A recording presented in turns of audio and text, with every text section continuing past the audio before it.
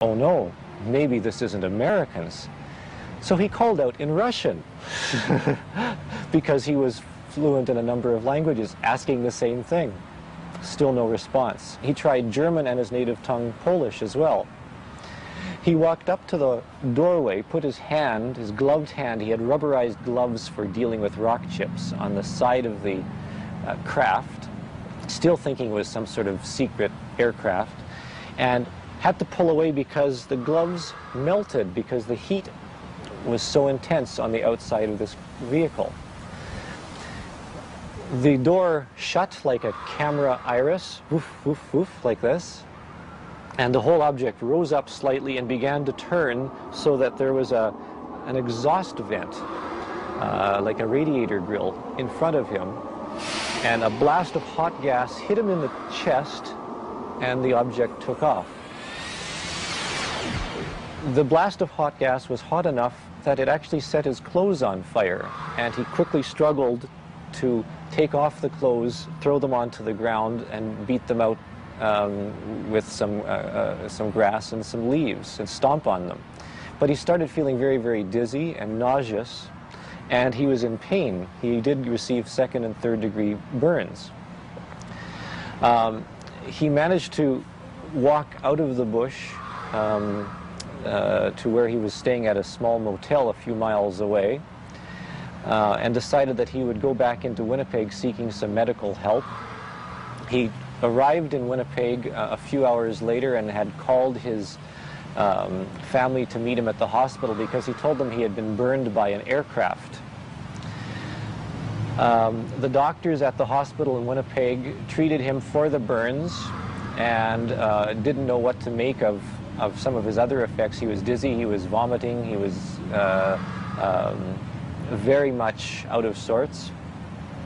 Only later did he actually explain to his family what had happened, and he thought that because this was some sort of secret aircraft and perhaps it wasn't a Canadian or American craft, that it was some other device, that he should tell authorities about this.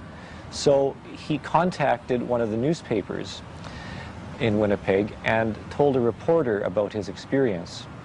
And when the reporter heard the fantastic story, it broke all across Canada, in fact around the world, and it became one of the most intensely investigated reports in all of North America. At first, the authorities turned over the investigation to Sergeant Paul Biskey of the Canadian Air Force. His report was filled with contradictions. Biskey recognized that Michalak was honest, yet he remained convinced that the whole thing was nothing more than a hoax or a hallucination. Biskey was very much against the notion of flying saucers. In fact, he, in an interesting letter which we have found on file, described how he was going to get Mr. Michalak drunk at a bar to try and loosen his lips to come forth with the truth about what happened. He was looking for any explanation, any reason why what Michalak had said really didn't occur, and I believe was a detriment to the investigation. Perhaps dedicated, but he was so convinced that the case could not have occurred that perhaps he went a little bit overboard in his evaluation. Biskey's conclusions were not accepted unanimously by the authorities, especially since radioactive ground samples were taken from the site. I actually grew up very close to where Mr. Michalak lived. In fact, as a child, I played with one of his sons. And I remember his son telling me one time that his father had been burned and was very, very sick, and I didn't think anything of it at the time. But later on, as I continued my connection and relationship with the family, I became interested in the UFOs and flying saucers and asked more questions about what had happened, and he showed me the burns on his legs and what was left on his body at that time, some of the material that had been left, and told me of this fantastic story. So on the one hand, we have a fantastic story, but it is backed up by some physical evidence, some material on the ground, the evidence of the burns on his body, plus the astounding testimony and expert testimony of some of the investigators. So I suppose, depending on who you talk to, it's either one of the best cases ever on record of a person encountering a flying saucer and being burned by it, physically injured, or an elaborate hoax. And if it is an elaborate hoax, it is surely one of the most profound ever on record with the most incredible evidence.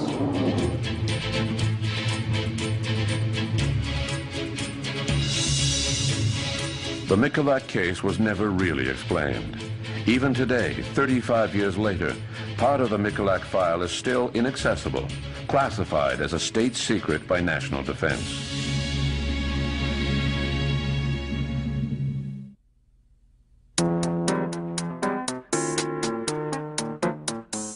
In Europe, there is no Freedom of Information Act, so it is difficult to assess the role of the military with regards to UFOs.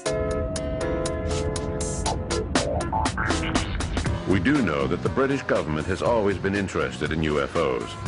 Between 1991 and 1994, Nick Pope was in charge of studying reports of UFO sightings. Between 1991 and 1994, my job at the Ministry of Defence was to research and investigate UFO sightings, to evaluate them, to see if there was evidence of a threat to the defence of the United Kingdom. So I would receive between 200 and 300 reports each year, and I would have to the best of my ability, to look at each one of these, to consider all the possible alternatives, and to try and find a conventional explanation. Now, I managed to find a conventional explanation with 90 or 95% of these sightings, but that left me with a hard core which I couldn't explain by conventional means. I had that particular job for 3 years, but in various forms, that job or something very much like it has existed since 1950, and the work does continue to this day. Having said that, I think over the years the way in which the subject has been treated has varied enormously, sometimes due to the attitudes or belief of whoever is doing the job at the time. So I, for example, was quite involved in the subject because I thought it was worthy of interest. Others, I think, over the years have taken a less involved view. The British Ministry of Defence has been interested in UFOs since 1950. The Churchill administration was concerned with the US situation, and the British press were a bunch of fearmongers. Military commanders were questioning the nature of these flying saucers. Could they be a new weapon being developed by the Russians? Yes. The British government's interest in UFOs dates back to about 1950, and at that time clearly we were aware of the situation in America with Kenneth Arnold's flying saucer sightings, and we knew, of course, that Project Sign had been set up, and Project Grudge, and that of course evolved into Project Blue Book.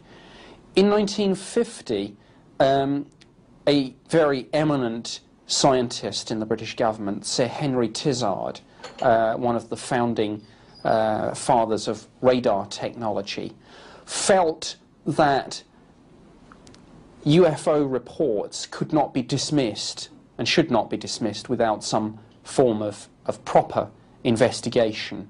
And so the Air Force and Air Force intelligence was tasked with setting up a working party to look into this. This was known as the Flying Saucer Working Party.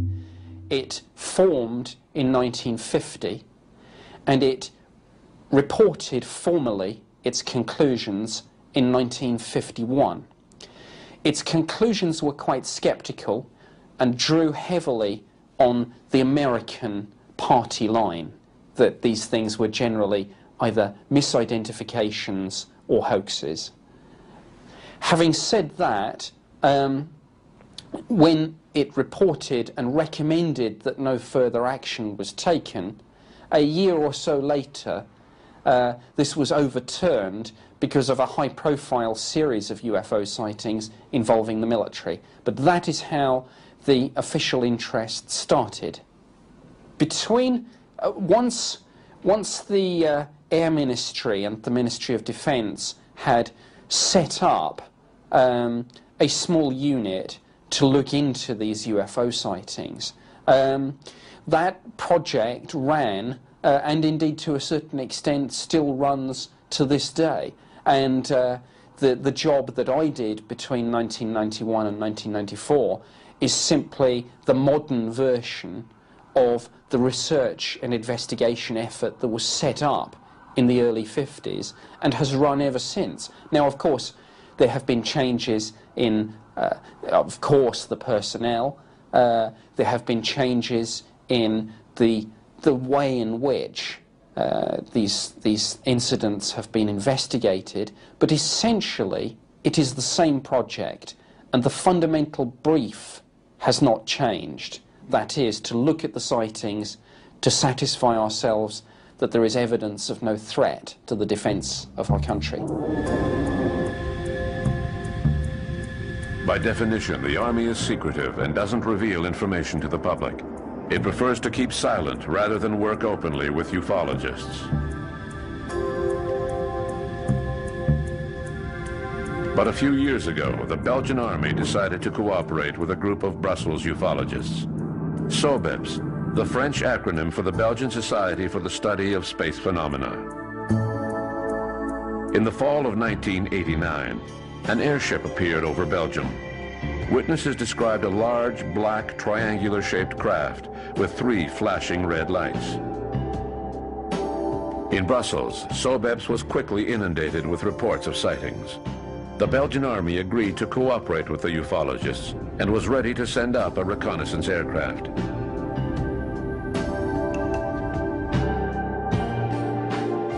On March 30th, 1990, a triangle was detected on radar screens at Semerzac Station.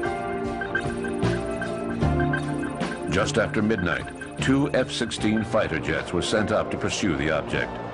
One of the F-16s had the UFO on its radar screen, but the other aircraft was flying without radar. The unidentified object took off at speeds that no human could withstand. A few days later, Colonel Wilfred de Bruer, head of the Air Force, presented radar images to the press. They were quite astounding. The images showed that the spacecraft had accelerated at a speed of 30 to 40 Gs. At the same time, Colonel de Bruer rejected any possibility that the UFO could be some sort of secret prototype.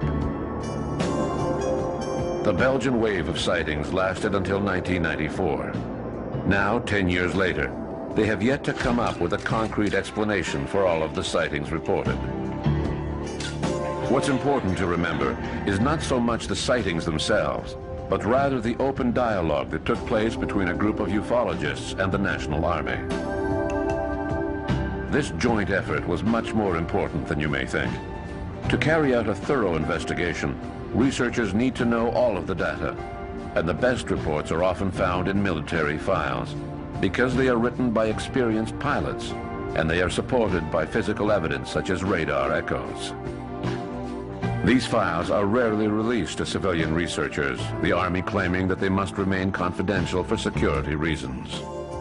Ideally, state agencies would be set up throughout the world, managed by an international body such as the UN. But the world is not ready for such an organization just yet. Towards the end of the 1970s, several meetings were held at the UN to discuss UFOs. Among those who attended were Professor Hynek, former advisor to the U.S. Air Force, astronaut Gordon Cooper, and several other key figures. The meetings were presided by Kurt Waldheim, who was Secretary General at the time. The idea was to hold an international debate on UFOs. Unfortunately, the meetings were short-lived, since an American diplomat threatened to complain to the Senate